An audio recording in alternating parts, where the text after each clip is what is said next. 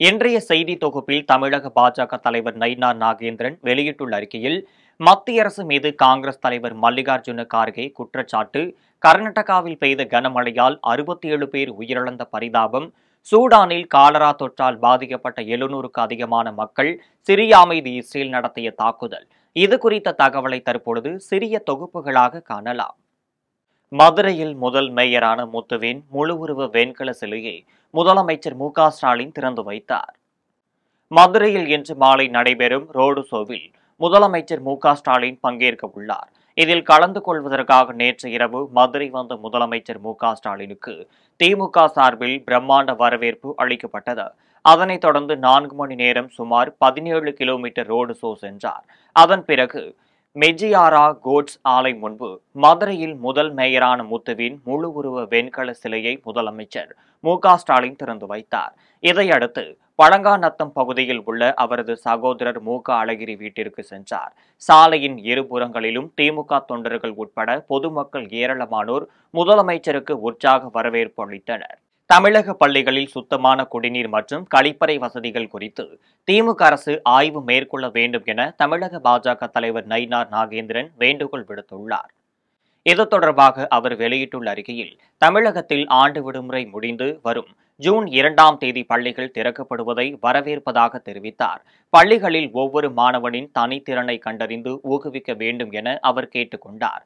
பாலியல் வன்கொடுமைகள் அதிகரித்து வருவதால் பாலியல் ரீதியிலான புரிதலை மாணவ மாணவிகளுக்கு ஏற்படுத்த வேண்டும் என்று வேண்டுகோள் விடுத்தார். தொடர்ந்து விடுமுறை முடிந்து வரும் ஆசிரியர்களும் மாணவர்களும் நல்ல புரிதலுடன் தங்கள் கற்றல் பயணத்தையும் கற்பித்தல் சேவையையும் தொடர வேண்டும் என குறிப்பிட்டுள்ளார். மேலும் தமிழகத்தில் உள்ள அனைத்து பள்ளிகளிலும் சுத்தமான குடிநீர் மற்றும் கழிவறை வசதிகள் குறித்து திமுக அரசு ஆய்வு மேற்கொள்ள வேண்டும் என்று தமிழக பாஜக தலைவர் நயினார் நாகேந்திரன் வேண்டுகோள் விடுத்துள்ளார். மத்திய அரசு நாட்டை தவறாக வழிநடத்துவதாக காங்கிரஸ் கட்சியின் தேசிய தலைவர் மல்லிகார்ஜுன கார்கே குற்றம் சாட்டியுள்ளார். ஆபரேஷன் சிந்தூர் நடவடிக்கையின் போது பாகிஸ்தான் ராணுவம் இந்திய விமானத்தை சுட்டு வீழ்த்தியதாக தகவல் வெளியாகியுள்ளது. இதனை இந்திய ராணுவ தலைமை தளபதி அனில் சௌகான் மறைமுகமாக ஒப்புக்கொண்டதாக காங்கிரஸ் தலைவர் மல்லிகார்ஜுன கார்கே கூறியுள்ளார். இதன் மூலம் இந்தியா தரப்பில் ஒரு விமானம் இழக்கப்பட்டது உறுதி செய்யப்பட்டுள்ளது. இந்த நிலையில் மத்திய அரசு நாட்டை தவறாக வழிநடத்துவதாக கார்கே குற்றம் சாட்டியுள்ளார். பாதுகாப்பு படைகளின் தலைமை தளபதிகளிடம் பல்வேறு கேள்விகள் கேட்கப்பட உள்ளதாகவும், இதற்காக சிறப்பு பாராளுமன்ற கூட்டத்தை விரைவில் கூட்ட வேண்டும் என காங்கிரஸ் கட்சியின் தேசிய தலைவர் மல்லிகார்ஜுன கார்கே வலியுறுத்தியுள்ளார். கர்நாடகாவில் பெய்த கனமழை காரணமாக இதுவரை 27 பேர் பரிதாபமாக உயிரிழந்துள்ளனர்.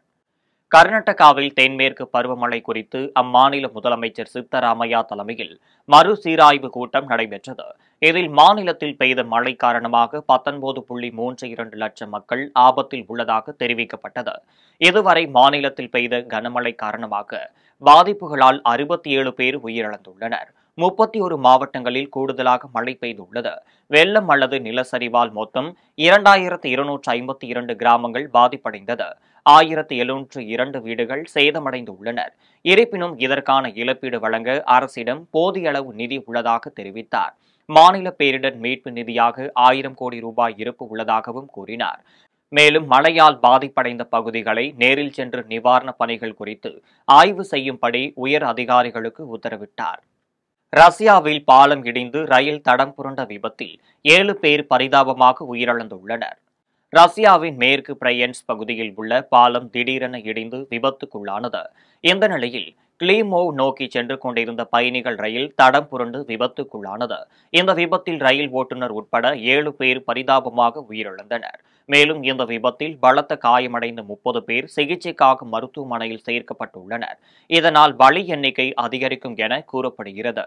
சூடானில் பெருகி வரும் காலரா தொற்றால் 700க்கு அதிகமானோர் பாதிப்படைந்துள்ளனர். வடக்கு ஆப்பிரிக்கா நாடான சூடானில் புதிய வகை காலரா தொற்று பரவி வருகிறது. தலைநகர் கார்ட்டூம் மற்றும் ஓம்டூர்மன் உள்ளிட்ட பகுதிகளில் தொற்று அதிகமாக பரவி வருவதாக கூறப்படுகிறது. மேலும் கோர்டோபான், சென்னார், காசிரா உள்ளிட்ட பல மாகாணங்களிலும் காலரா தொற்று வேகமாக பரவி வருகிறது. இதனால் சுமார் 7700 பேர் கடந்த 6 மாதங்களில் காலரா தொற்றால் பாதிப்படைந்துள்ளனர். தண்ணீரால் பரவும் இந்த காலரா தொற்று அதிக வயிற்று வலியை ஏற்படுத்துவதாக கூறப்படுகிறது. அதிகரித்து வரும் காலரா தொற்றால் 172 பேர் உயிரிழந்துள்ளனர். உள்நாட்டு போருக்கும் மத்தியில் காலரா தொற்று வேகமாக பரவி வருவதால் 10 லட்சம் பேர் பாதிக்கப்பட வாய்ப்பு உள்ளதாக ஐநா சபை எச்சரிக்கை விடுத்துள்ளது. நைஜீரியா நாட்டில் ஏற்பட்ட வெள்ளத்தில் சிக்கி 111 பேர் பரிதாபமாக உயிரிழந்துள்ளனர்.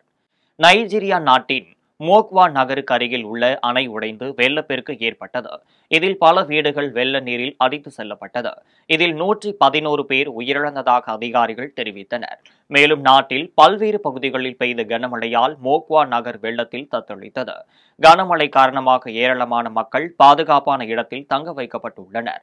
வெள்ளத்தில் சிக்கி இதுவரை 151 பேர் உயிரிழந்ததாக அந்நாட்டு அவசரகால அமைப்பின் செய்தி தொடர்பாளர் கூறியுள்ளார். மேலும் பலர் மாயமாகி உள்ளதாக பலி எண்ணிக்கை அதிகரிக்க வாய்ப்புள்ளதாக கூறப்படுகிறது. சென்னையில் வணிக பயன்பாட்டிற்கான கேஸ் சிலிண்டர் விலை 1881 ரூபாய்க்கு விற்பனை செய்யப்படுகிறது. சர்வதேச சந்தையில் கச்சா எண்ணெய் விலை நிலவரத்திற்கு ஏற்ப சமையல் கேஸ் சிலிண்டர் விலை மாதந்தோறும் மாற்றம் செய்யப்படுகிறது. அதன்படி சென்னையில் இன்று வணிக பயன்பாட்டிற்கான கேஸ் சிலிண்டர் விலை 25 ரூபாயாக குறைந்துள்ளது. 1906 ரூபாய்க்கு விற்கப்பட்டு வந்த வணிக கேஸ் சிலிண்டர் தற்போது 1881 ரூபாய்க்கு விற்பனை செய்யப்படுகிறது.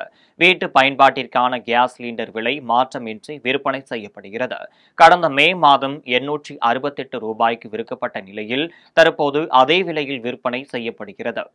சிரியாவின் கடலோர மாகாணங்கள் மீது இஸ்ரேல் வான்வழி தாக்குதல் நடத்தியுள்ளது. சிரியாவின் டார்டூஸ் மற்றும் லடாக்கி ஆகிய மாகாணங்களில் உள்ள முன்னாள் சிறப்பு படையின் தலைமையகம் மற்றும் இராணுவ தளங்களை இஸ்ரேல் குறிவைத்து தாக்கியுள்ளது. டார்டூஸ் நகரத்தில் உள்ள இராணுவ தளங்கள் மற்றும் அல் உகைப் தொழில்பேட்டை ஆகிய பகுதிகளில் மீது தாக்குதல் நடத்தப்பட்டது. இது தொடர்பாக இஸ்ரேல் ராணுவம் வெளியிட்டுள்ள அறிக்கையில் சிரியாவின் லடாக்கியா மாகாணத்தில் இருந்த ஆயுதங்கள் மற்றும் சேகரிப்பு கூடங்கள் தகர்க்கப்பட்டுள்ளதாக கூறப்பட்டுள்ளது. இருப்பினும் சிரியா தரப்பிலிருந்து போரினால் ஏற்பட்ட பாதிப்புகள் குறித்த தகவல் முழுமையாக தெரிவிக்கவில்லை. கொடைக்கானலில் நட்சத்திர ஏரியில் 4 பிரிவுகளில் நடைபெற்ற படகு போட்டியில் வெற்றி பெற்றவர்களுக்கு சுற்றுலாத்துறை சார்பில் பரிசுகள் வழங்கப்பட்டது. மலைகளின் இளவரசி என்றழைக்கப்படும் கொடைக்கானலுக்கு வரும் சுற்றுலா பயணிகளை மகிழ்விக்கும் விதமாக ஆண்டுதோறும் கோடை விழா நடைபெற்று வருகிறது. அதன்படி இந்த ஆண்டு கோடை விழா 62வது மலர் கண்காட்சியுடன் கடந்த 24ஆம் தேதி தொடங்கப்பட்டு கலை நிகழ்ச்சிகள் மற்றும் பல்வேறு விளையாட்டுப் போட்டிகள் நடைபெற்று வருகிறது. இந்த நிலையில் கொடைக்கானலில் வீசிய பலத்த காற்று காரணமாக முக்கிய நிகழ்வாக நடைபெறும் படகு போட்டி தள்ளி வைக்கப்பட்டிருந்தது. நாளையுடன் கோடை விழா நிறைவு பெற உள்ள நிலையில் இன்று கொடைக்கானலில் படகு போட்டி நட்சத்திர ஏரியில் நடைபெற்றது.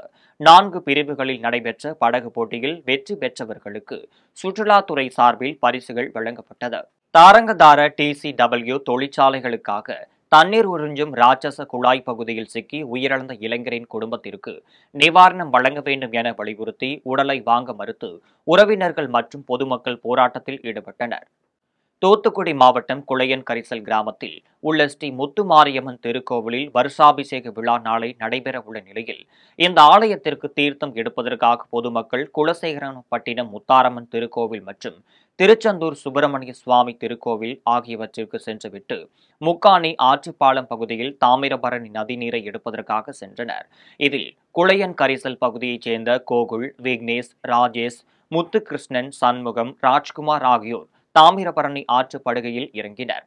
அப்போது தாரங்கதார TCW தொழிற்சாலைக்காக தண்ணீர் உறிஞ்சும் ராட்சச குழாய் பகுதியில் கோகுல் என்பவர் சிக்கினர். இதனை அறிந்த 3 இளைஞர்களும் கோகுலை காப்பாற்றும் போது அவர்களும் ராட்சச நீர் உறிஞ்சும் குழாய் பகுதியில் சிக்கினர். உடனே அருகிலிருந்த ஊர் பொதுமக்கள் தண்ணீருக்குள் சிக்கிய விக்னேஷ், ராஜேஷ், முத்துகிருஷ்ணன் ஆகிய 3 பேரையும் மீட்டனர்.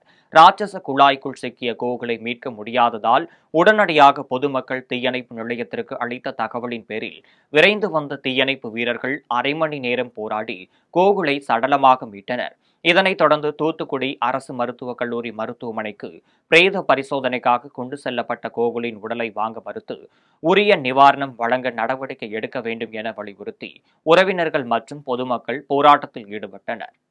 ஆத்தூர் முக்காணி பாலம் அங்க தீர்க்க 4 பேர் உள்ள போயிருக்கோம். போனதுல அவன் முன்னாடி போயிட்டான். நீச்சல் தெரிஞ்ச பையன் தான், நல்லா முன்னாடி போயிருக்கான். ஒரு ராட்சச மோட்டர் அந்த இடத்துல இருக்கு போதுவாங்க. அங்க போய் அங்க போய் தண்ணி எடுக்க நீச்சல் அடிச்சு வாரம் அந்த மோட்டர் இழுத்து உள்ள குடிக்கல போட்டு அதுக்கு வர முடியல அவனுக்கு. இந்த 3 பேருமே நாங்க உள்ள மாட்டிக்கிட்டோம்.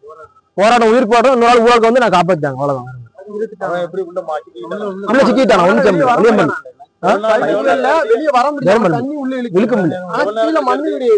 ஒரு அரை மணி நேரம் அரை மணி நேரம் 3/4 மணி நேரம் ஆயிட்டு. ஃபயரிங் வந்து அப்புறம் எடுத்தோம் பார்த்தோம்.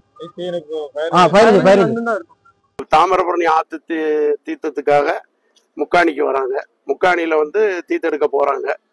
அதுல வந்து அந்த முக்காணி பாலத்துக்கு மேற்கு பக்கம் தாரங்கத்தாரா, அதாவது TCW தாரங்கத்தாரா கெமிக்கலுடைய இது அந்த மோட்டர் 3 ராட்சச மோட்டர் அந்த இடத்துல தண்ணி எடுத்துக்கிட்டு இருக்கு. அது எல்லாருக்குமே தெரியும். அது 24 ஹவர்ஸ் ரன்னிங்ல இருக்கும்.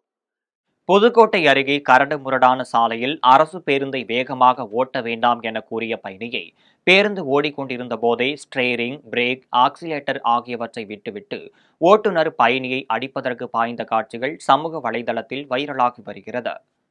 புதுக்கோட்டை மாவட்டம் கந்தர்வக்கோட்டையிலிருந்து மலையூர் வழியாக ஆலங்குடி செல்லும் G6 என்ற அரசு பேருந்து குண்டும் குழியுமாக கரடுமுரடான சாலையில் சென்றது. அப்போது பேருந்தில் வயதானவர்கள் உள்ளிட்ட பலர் பயணம் செல்வதால் பேருந்தை வேகமாக இயக்க வேண்டாம் என பயணி ஒருவர் ஓட்டுநரிடம் தெரிவித்தார். இதனால் ஆத்திரமடைந்த ஓட்டுநர் பேருந்து ஓடிக்கொண்டிருந்த போதே திடீரென ஆக்சிலேட்டர், பிரேக், ஸ்டேரிங் ஆகியவற்றை விட்டுவிட்டு தன்னுடைய ஓட்டுநர் இருக்கையிலிருந்து எழுந்து பயணியை அடிப்பதற்கு எழுந்ததால் பயணிகள் அதிர்ச்சியடைந்தனர். பயணிகள் அனைவரும் செல்போனை எடுத்து வீடியோவாக எடுக்க முயன்றதால் வேறு வழியில்லாமல் மீண்டும் தனது இருக்கையில் ஓட்டுநர் அமர்ந்து பேருந்தை இயக்கினார். இந்த சம்பவம் தொடர்பான வீடியோ சமூக வலைதளங்களில் வைரலாகி வருகிறது. இதற்கிடையே அரசு போக்குவரத்து கழக அதிகாரிகள் விசாரணை செய்து ஓட்டுநர் மீது நடவடிக்கை எடுக்க வேண்டும் என்று பொதுமக்கள் கோரிக்கை விடுத்துள்ளனர். மதுரை மீனாட்சியம்மன் திருக்கோவிலில் தமிழக ஆளுநர் RN ரவி தனது குடும்பத்துடன் சுவாமி தரிசனம் செய்தார். தமிழக ஆளுநர் RN ரவி தனது குடும்பத்துடன் திருச்சி ஸ்ரீரங்கம் ரங்கநாதர் கோவில், திருவானைக்காவல் உள்ளிட்ட கோவில்களில் சாமி தரிசனம் செய்துவிட்டு காலையில் ராமேஸ்வரம் கோவிலில் சுவாமி தரிசனம் செய்தார். அதனைத் தொடர்ந்து மாலையில் மதுரை அருள்மிகு மீனாட்சி சுந்தரேஸ்வரர் திருக்கோவிலுக்கு வருகை புரிந்த தமிழக ஆளுநருக்கு கோவில் நிர்வாகம் சார்பில் பூர்ண கும்பம் மரியாதையுடன் சிறப்பான வரவேற்பு அளிக்கப்பட்டது. அதனைத் தொடர்ந்து கோவில் யானைக்கு பழங்களை வழங்கி ஆசி பெற்ற ஆளுநர் RN ரவி தொடர்ந்து மீனாட்சியம்மன் சன்னதி, சுந்தரேஸ்வரர் சன்னதிகளுக்கும் சென்று குடும்பத்தினருடன் சுவாமி தரிசனம் செய்தார். அதனைத் தொடர்ந்து கோவில் பொற்றாமரை குளம் அருகே புகைப்படம் எடுத்துக்கொண்ட அவர் கோவிலிலிருந்து புறப்பட்டுச் சென்றார். தமிழகத்தில் கொரோனா பரவல் அதிகரித்து வருவதால் கோவை அரசு மருத்துவமனைக்கு வரும் நபர்கள் கட்டாயம் மாஸ்க் அணிய வேண்டும் என மருத்துவர்கள் மற்றும் காவல்துறையினர் அறிவுறுத்தி வருகின்றனர். இந்தியாவில் கேரளா, கர்நாடகா, குஜராத் உள்ளிட்ட பல்வேறு மாநிலங்களில் கொரோனா பரவல் தற்போது அதிகரித்து வருகிறது. தமிழகத்திலும் கொரோனா பரவல் கணிசமாக உயர்ந்த வண்ணம் உள்ளது. இந்த நிலையில் கொரோனா பரவல் காரணமாக பொது இடங்களில் முகக்கவசம் அணிய வேண்டும் என தமிழக பொது சுகாதாரத்துறை தெரிவித்துள்ளது. இதுகுறித்து பொது சுகாதாரத்துறையினர் அனைத்து மாவட்ட சுகாதார அலுவலர்களுக்கும் சுற்றறிக்கை அனுப்பியுள்ளனர்.